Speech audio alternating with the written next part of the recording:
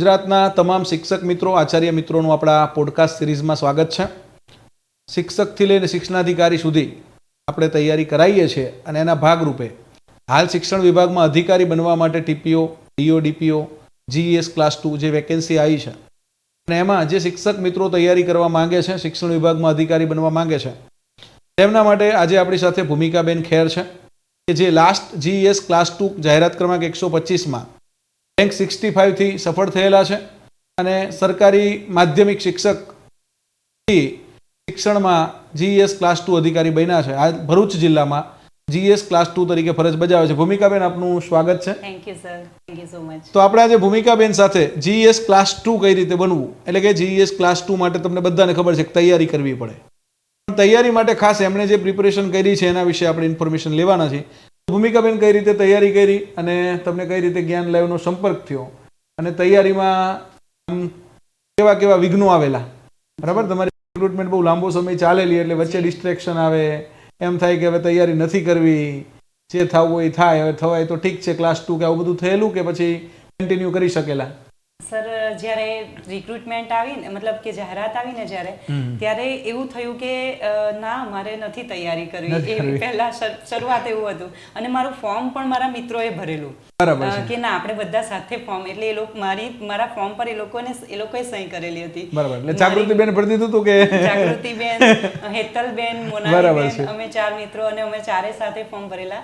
તો એ લોકોએ જ ફોર્મ ભર્યું હતું. શરૂઆત એવી થયેલી. પછી જ્યારે એવું થયું કે કોરોના કાળ આવ્યો અને ઘરે થોડા ફ્રી થયા તો એવું થયું કે ના, હવે તૈયારી કરીએ, શું કરીશું બેસી. હા, બરાબર છે. કોરોનાનો સદુપયોગ કર્યો. મિત્રો ભેગા મળીને એક કાઉન્સેલિંગ ચાલુ કર્યું અમે ધીરે ધીરે, અને એવી રીતે મિત્રોના સપોર્ટથી આગળ વધતા ગયા સર. બરાબર છે. તો તમે સમજો કે પ્રિપેરેશન શરૂ કરી ત્યારે તમને વધારે આમ ચેલેન્જિંગ સબ્જેક્ટ કયો લાગ્યો કે ભાઈ ના, આ ખરેખર ચેલેન્જ છે? જીકે ચેલેન્જ હતી, પછી આપણા કન્સર્ન સબ્જેક્ટમાં 1972 ચેલેન્જ હતું, 74 ના વિનિયમો ચેલેન્જ હતા, 47, 49 જે રીતે જાગૃતિબેનને સમજો 47, 49 ચેલેન્જિંગ લાગતા. તમને કયા સબ્જેક્ટ આમ ચેલેન્જિંગ લાગ્યા છે? આ તૈયારીમાં ફર્સ્ટ ઓફ ઓલ હું જો કહું ને તો મને જીકે ચેલેન્જિંગ લાગે. જીકે બધાને ચેલેન્જિંગ જ લાગે છે, કારણ કે સર સાયન્સ મેથ્સ મારો સબ્જેક્ટ, અને નાનપણથી હું પોતે એવું વિચારું કે મને સામાજિક વિજ્ઞાન જે છે ને એ બહુ અઘરું લાગે એવું હતું અને બહુ ગમે નહીં એવો વિષય. પણ જ્યારે ખરેખર મારી મેન્ટાલિટી ચેન્જ થઈ, મેં જ્યારે આ તૈયારી કરી એક્ઝામની, મને એવું થયું કે આટલું ઇન્ટરેસ્ટિંગ હોઈ શકે. ખરેખર બહુ જ રસપૂર્વક લાગ્યો. અને સર, તમારા જે ફ્રી જે લેક્ચર્સ મુકાતા હતા યુટ્યુબ પર, એ અમે જોયા હતા. અને ત્યાર પછી અને ઘણું બધું બધા અધિકારીઓના સપોર્ટથી એક ગ્રુપ મળ્યું અમને ઓનલાઈન. તો બનાસકાંઠાનું જે ગ્રુપ હતું એમાં અમને જોડવામાં આવ્યા અને અમે જોડાયા. ત્યારબાદ એક અલગ દિશા દેખાવા માંડી કે હવે આ રીતે તૈયારી કરવી છે. તો થોડા આગળ વધ્યા સર એ રીતે. બરાબર છે. એટલે જીકે આ વખતે તમને ટફ ના લાગે, હવે તમને ઇન્ટરેસ્ટ એ પડ્યો છે. તો આ જીકે માટે તમને જ્ઞાન સંહિતા, કે જે ખરેખર જીકેનો જે દરિયો છે, એ દરિયામાંથી જે અનમોલ રત્નો છે ને એ ભેગા કરીને આ પુસ્તક બનાવ્યું છે કે આવનારી જીપીએસસીમાં તમને ઉપયોગી થાય, તો એ તમને આજે આપીએ છીએ. Thank you so much sir. અને કન્સર્ન સબ્જેક્ટ આપણે 200 ગુણનો છે, કારણ કે એનું વેઇટેજ વધારે છે. આમ તો ઓવરઓલ જીકેનું વેઇટેજ હું એવું જ ગણું છું, ભલે તમારું જીકેનું વેઇટેજ 100 ગુણનું છે આપણી રિટર્ન એક્ઝામમાં, પણ આ જીકે તમારા ઇન્ટરવ્યુની અંદર બહુ અગત્યનો રોલ. 360 ડિગ્રી તમારું ઇન્ટરવ્યુ ક્યારે થાય? તમારું જીકે પાવરફુલ હોય ને તો તમે ઇન્ટરવ્યુમાં સારા જ ગુણ આપવા પડે, કારણ કે આપણે કન્સર્ન સબ્જેક્ટ કરીને ગયા છીએ, આપણી જોબ પ્રોફાઇલ ક્લિયર છે, આપણને ખ્યાલ છે કે ભાઈ સરકારી શિક્ષક વિશેનું કંઈ પણ પૂછે તો આપણે કરી શકશું. જીકે અને કરંટ અફેર્સ તમારું તો જ તૈયાર થશે કે જો તમે એ સબ્જેક્ટમાં ઇન્ટરેસ્ટ લેશો, તો એ તમારું તૈયાર થાય. કન્સર્ન સબ્જેક્ટમાં તમને ક્યાં આમ ચેલેન્જ લાગી કે આ સબ્જેક્ટ થોડા અઘરા છે ને એમાં વધારે સમય આપવો, અથવા એ તૈયાર કરવામાં તમારે મેક્સિમમ ચર્ચા કરવી પડી કે સમજવા માટે તમારે બીજા કોઈ મિત્રોની સહપાઠી પિયર ગ્રુપ લર્નિંગ કરવું પડ્યું? અમે બહુ જ પિયર ગ્રુપ લર્નિંગ કરેલું. બરાબર છે. અને એનાથી જ અમે આગળ વધ્યા. પણ મને ખરેખર ટફ જો લાગ્યો તો પ્રાથમિક વિભાગના જે કાયદાઓ હતા, પ્રાથમિક વાળા એટલે માધ્યમિક વાળાને પ્રાથમિક કઠિન લાગે, પ્રાથમિક વાળાને માધ્યમિક કઠિન લાગે છે, અને એ જ કઠિન લાગ્યા હતા. બરાબર. અને પણ કન્સર્ન મતલબ ચર્ચાઓ દ્વારા પછી ગ્રુપમાં જે ઓનલાઈન જે ક્વિઝ લેવાતી હતી, તો એ ક્વિઝ જ્યારે આપતા એના તૈયારીમાં એવી રીતે અમે થોડું એના પર આગળ વધતા ગયા અને ખૂબ સારી તૈયારી. એટલે ક્વિઝથી ફાયદો થાય છે અને ડિસ્કશનથી. જો હું હંમેશા કહેતો આવ્યો છું કે મેં વાંચ્યું તો હું ભૂલી ગયો, વાંચેલું ભૂલી જવાય છે, મેં સાંભળ્યું તો મને યાદ રહ્યું, અને મેં કર્યું તો મને આવડી ગયું. ડિસ્કશન કરશો, પોતાને આવડતું હોય ને બીજાને શીખવજો. ખાસ એવો લોભ ના કરતા કે હું બીજાને શીખવીશ ને કોમ્પિટિશનમાં આગળ નીકળી જશે ને હું રહી જઈશ. તમારી વિદ્યા દાનની પ્રવૃત્તિ છે, તમે કોઈ બીજાને શીખવશો ચોક્કસ સફળ થવાના છો. એટલે શીખવજો. અને ક્વિઝ માટે તો આપણે આ વખતે શિક્ષણ સંહિતા પણ એક પુસ્તક બનાવ્યું છે. ખાસ એજ્યુકેશનના જે આપણા રૂલ્સ છે, એક્ટ છે, યોજનાઓ છે, સંસ્થાઓ છે, એની ડિટેલ ઇન્ફોર્મેશન છે. અને આની આખી પાછી આપણે બધા એમસીક્યુની આખી ક્વિઝ પણ લઈએ છીએ કે દરેક ટોપિકના 100 એમસીક્યુની એક ક્વિઝ. અને આની અંદર જે એમસીક્યુ આપ્યા છે એ તો અલગથી છે જ. તો આ પુસ્તક પણ આજ તમને સુપ્રત કરીએ કે તમે ભવિષ્યમાં તમને કોઈ સબ્જેક્ટનો ડર ના રહેવો જોઈએ. બરાબર ને? આ સિવાય હજી બીજા પણ આપણે શિક્ષણ સંહિતા ભાગ 2 પુસ્તકે બનાવી રહ્યા છીએ. અને આ વખતની ભરતીમાં તમને કેવું લાગે છે? કોમ્પિટિશન તમારા કરતાં વધારે રહેશે કે શું? તમને એમ લાગે છે કે ભાઈ આ વખતે કેવું રહેવાનું છે કોમ્પિટિશનમાં? બહુ જ ટફ રહેશે એવું લાગે છે, કારણ કે ઘણા બધા લોકોને અંદર હવે અવેરનેસ આવી છે. પણ હું મારા સ્પેશિયલ ભરૂચ જિલ્લાને મેસેજ આપવા માંગુ છું સર, કે ભરૂચ જિલ્લામાં સ્પર્ધાત્મક પરીક્ષાઓ બાબતે અવેરનેસ ખૂબ અત્યારના લેવલે પણ મને એવું લાગે છે કે ખૂબ ઓછી છે. ઘણા બધા મિત્રો જે વિચારે છે કે ન આપવી જોઈએ કે આપવી જોઈએ, જો કન્ફ્યુઝનમાં હોય તો એલર્ટ થઈ જાય અને આ તૈયારી કરે ને તો ખૂબ સારો ફાયદો થશે આગળ વધતા, એવું લાગે મને સર. આપણે પણ ભરૂચ જિલ્લામાંથી ઘણા બધા મિત્રો આપણા ત્યાં જીએસ ક્લાસ 2 છે.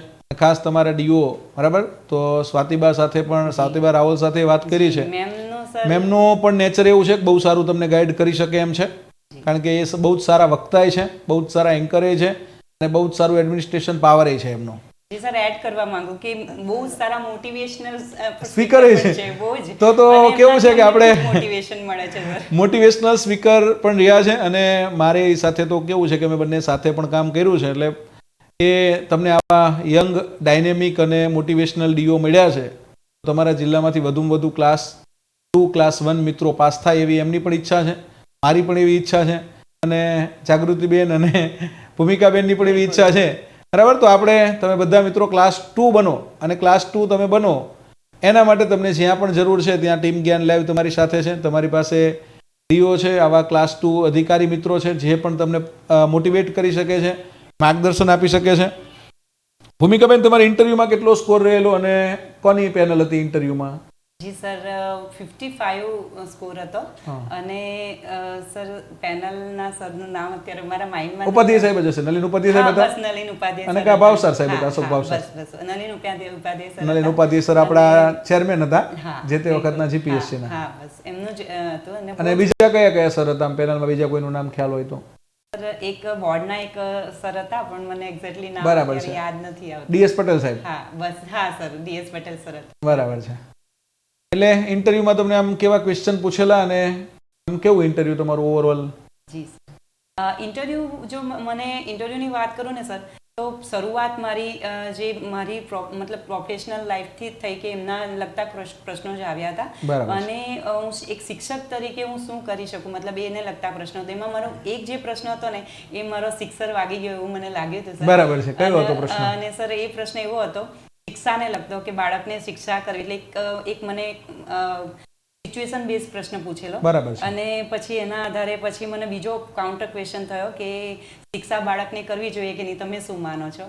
અને એ અમારા એક સર જે માર્ગદર્શક સર હતા એમના આધારે અમને થોડું માહિતી મળેલી, ને એમના દ્વારા મેં એક જવાબ આપેલા સર કે જે શિક્ષા છે ને એક સ્ટીરોઇડ જેવું કામ કરે છે, એટલે શિક્ષા ન કરવી જોઈએ. બરાબર. તો એમણે ફરી પછી કાઉન્ટર ક્વેશ્ચન કર્યો મને કે સ્ટીરોઇડ શું છે બેન? તો પછી મેં એમનો પણ સાચો જવાબ આપ્યો કે સ્ટીરોઇડ એ ટેમ્પરરી તમને રાહત આપે છે, પેન કિલિંગ છે. તો કેવું છે કે ભાઈ તમને કોઈ પણ દુખાવો થાય ને તમે પેન કિલર લઈને દુખાવો તમે ટાળો છો, એ ટાળ્યો કહેવાય.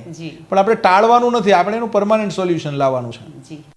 ભરૂચમાંથી આપણે મોન્ટુભાઈ, બરાબર, મનમોહનસિંહ યાદવ સર. જી સર, મનમોહનસિંહ વિશે હું કહેવા માંગુ સર, જ્યારે આ ફોર્મ ભરાઈ ગયા એમને ખબર પડી કે આ લોકોએ ફોર્મ ભર્યા છે, સૌથી પહેલો એમનો ફોન આવ્યો અને એમણે કીધું કે હું તમને જ્યારે જોઉં છું કામ કરતા, તમારી અંદર એ છે એફર્ટ, તમે તૈયારી કરો. એટલે ટૂંકમાં તમને મોટિવેટ કર્યા. યસ, બહુ મોટિવેટ કરેલા એમને. એમના થ્રુ પહેલો બેકબોન મળેલો અમને સર. અને ખરેખર મોટિવેશનની જરૂર કેવું છે કે અમુક વાર આપણને એવું હોય કે ભાઈ હું કરી શકીશ કે નહીં કરી શકું. હનુમાનજીને જાંબુવત મોટિવેટ કરતા. હનુમાનજીને નહીંતર આમ તો મોટિવેશનની જરૂર જ ના હોય, પણ જાંબુવતનું કામ શું હતું કે ભાઈ રામાયણમાં એ મોટિવેશનલ સ્પીકર જેવું કે ભાઈ તું તો હનુમાન છું યાર, તું કૂદકો મારે એટલે અહીંથી સીધો શ્રીલંકા અશોક વાટિકામાં પડે. અને એમાં તારે ભલામણ એમાં વિચારવાનું હોય કે હું કઈ રીતે અશોક વાટિકા પહોંચીશ ને કઈ રીતે સીતા માતાને ભગવાન રામનો સંદેશ આપીશ. એટલે તમે બધા એટલા કેપેબલ છો. You are you. તમને તમારી જાતમાં વિશ્વાસ આવવો જોઈએ એકવાર કે I can, yes I can, I will, I must. હા હું કરી શકીશ, મારે કરવાનું છે, એની કરવાનું છે ભાઈ. હુ કેન ક્રુક. તમારે જ તમારી જાતને સાબિત કરવાની છે. તમારી સાથે સમજો કે આ મોટિવેશન છે, આ પુસ્તકો છે, તમારે તૈયારી કરવી હોય તો હવે બહુ ઇઝી છે. એ વખતે તમારી વખતે કદાચ આટલી જાગૃતિ નથી, આટલી અવેરનેસ એ નથી ને આ પ્રકારના તૈયારીની સુવિધા પણ નથી. બરાબર ને? હવે સમજો કે એક અવેરનેસ એ વધી છે. જીઈએસ ક્લાસ 2 ની જે લાસ્ટ રિક્રુટમેન્ટ થઈ અને એમાં અમારે જે જીઈએસ ક્લાસ 2 બધા મિત્રો બન્યા છે એમણે એટલી બધી અવેરનેસ ગુજરાતના દરેક જિલ્લાઓ સુધી પહોંચાડી છે. આઈ થિંક દરેક તાલુકાઓ સુધી, દરેક તાલુકાઓમાંથી કોઈને કોઈ શિક્ષણ વિભાગમાં અધિકારી બનવા માટે પ્રિપરેશન કરે છે.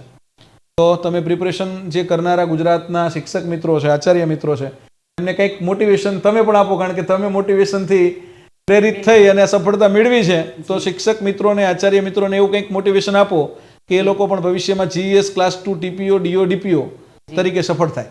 સર, હું એ જ કહેવા માંગીશ કે જ્યારે આ જર્ની ચાલતી હતી ને, જ્યારે એક્ઝામની તૈયારી અમે કરતા હતા, ત્યારે ટાઈમ પર ઘણા બધા અધિકારીઓ દ્વારા અમને મોટિવેશન મળ્યું અને ખૂબ સારી રીતે. જ્યારે ઇન્ટરવ્યુનો ટાઈમ આવ્યો ત્યારે પણ ખૂબ મતલબ સપોર્ટ મળ્યો. એટલે આવા જ અધિકારી તમે બધા બનો.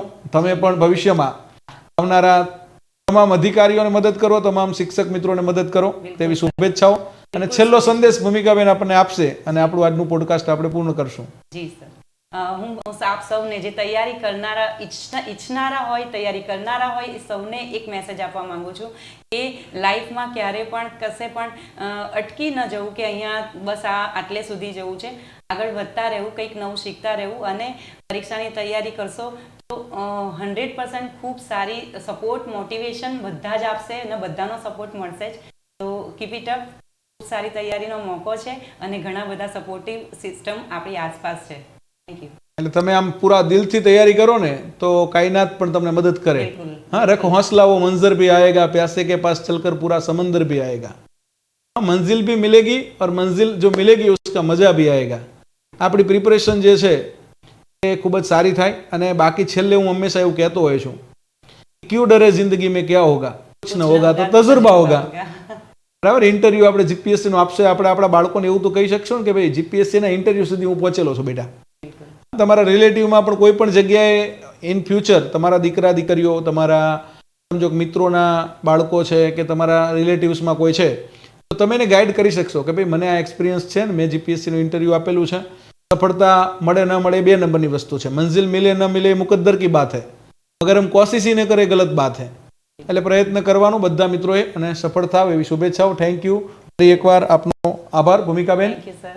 ચલો, જય હિન્દ, જય ભારત, જય જય ગરવી ગુજરાત. જય હિન્દ, જય ભારત.